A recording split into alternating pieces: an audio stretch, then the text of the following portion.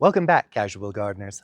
I'm going to try to bring the energy today, but I'm either sick or I have really severe sunstroke from spending too much time doing this.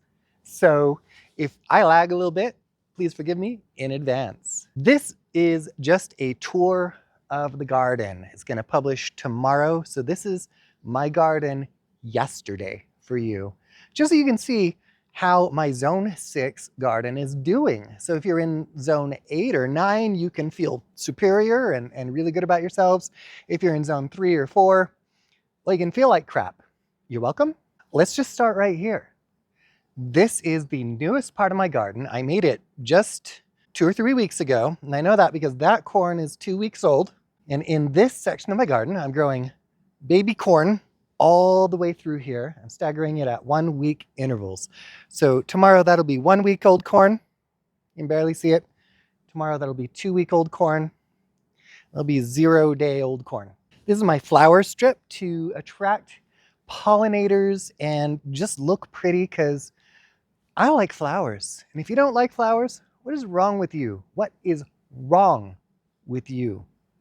All right, and then this strip right here is mostly going to be fallow this year. Next spring, I'm going to start some asparagus from seed, which means I will have to wait 3 or 4 years before I eat any. But I think it's worth it to skip the trenching step of growing asparagus. For now, those boards are sheltering carrot seeds, which I hope will stay moist enough to germinate and give me some delightful end of season carrots. Over here, it's nice and shady. I'm growing raspberries in front, strawberries in the back. I've got a lot of weeds, like this prickly lettuce. You can also see over there that my garden gate, while whimsical, was not practical. So in the next few weeks, I hope to redo that gate in a way that is more secure, but also lets me feel like light and movement are flowing through it and it's not just a dead stop, because I like my garden to feel welcoming. This next part is going to be a little bit grim, but I feel like I need to show it to you because somebody's going to feel better. This is my greenhouse. Because it has gotten so warm, yesterday the temperature inside the greenhouse exceeded 107 degrees Fahrenheit, which is however many units I just put here. I'm seldom in here and it has become kind of just another shed, which is not great news for these plants in my planter. The tomato seems to like it though. So I just realized I did not water this today, and that is not something I can skip right now. Good for you guys. Now it's time to move into the garden where I have some wins and some not so wins to show you for the season. My hardware does that. The tomatoes are looking great. I have fruit forming on the raspberry liana, on whatever that one is, on my purple tomatoes, and on my pink bumblebee tomatoes. The other ones do tend to set fruit a little bit later, so I'm not bothered yet. You can also see that I have applied a thick layer of mulch, and because of that, the soil underneath is quite moist and cool despite the high temperatures. I don't need to water them as often now, and that is my goal. This is my garlic bed. I just harvested some scapes last week and it looks like it's time to go again. Garlic scapes are a tasty side product if you grow hardneck garlic. You want to pick the scapes so that their bulbs are nice and big and lovely. Mine might not get that way though, because it looks like my garlic may be sick. I feel you guys, I'm there too. Well, I'm gonna harvest these bulbs, whatever I get, but next year I'm growing from fresh seed garlic, and I'm growing in definitely not this bed. I'm probably not gonna come back to this bed for at least a couple years. Rotation for disease. You can see that this bed has also been mulched. I've got 12 pepper plants in this bed and some extra kohlrabies.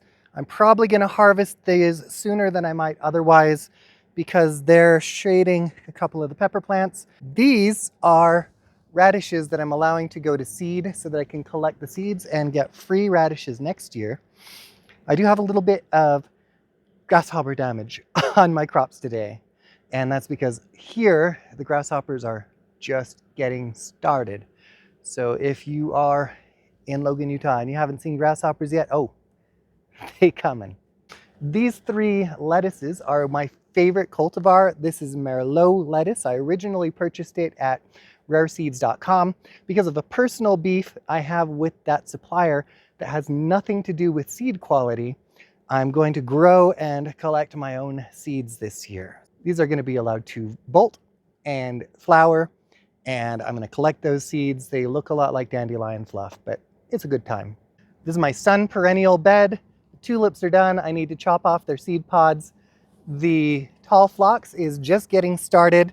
I've also got some lavender flowers right here. I've got these wild type flowers that I didn't plant this year and they just reseeded themselves, and I'm grateful. It looks like the tall phlox is just spreading through this bed and might take it over, and I'm fine with that. I also have some, oh hello grasshopper. I also have some little marigolds that I did not plant. They self-seeded and they're all over the place now, and they can stay. Oh, right here, yeah, it's a pineapple plant. We'll see. This is not the climate for pineapples.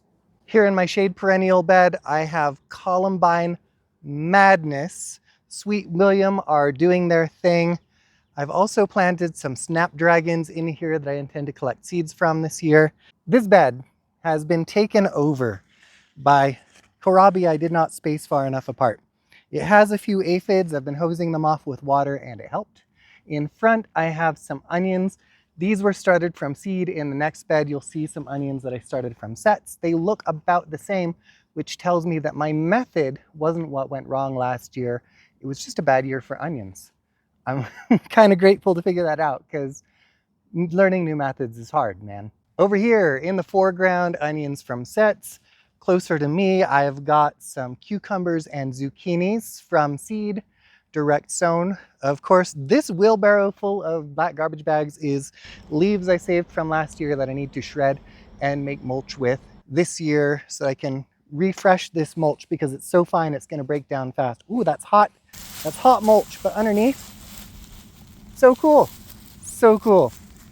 Next week's video is all about mulch. How to mulch, why to mulch, what mulch can do for you. Subscribe now if you don't want to miss that, because mulch is one of the most powerful tools in my garden. This is information you need whether you know it or not. Right over here, right there, I've got a currant plant. Next to it in the grow bag, I have some scarlet runner beans that I'd like to grow up the fence and get some red flowers from. I also have planted some blue morning glories. We'll see how they do. And in the center, I have a dahlia that was gifted to me. I have fed them to make up for the fact that I have overplanted that planter. Over here is one of my grapes. This one did well last year. I'm just kind of letting it go crazy this year, and I'm going to prune it back to the shape I want in the fall. Right here in this bed, I've saved, I think, the best for last. I've never grown broad beans or fava beans before, and it looks really good in this bed. They look so good. They're massive. I'm gonna get fava beans, at least enough to try again next year. Around them, I have peas. So all of these legumes are pushing nitrogen down into my soil so that when I rotate to something hungrier in the fall or the following year, I'm not gonna have to fertilize it as much. Crop rotation. So that was my garden update for whatever date, the day before whatever date this publishes. I'm gonna put the date somewhere. One of these areas has a date in it now, so you can know what day it is.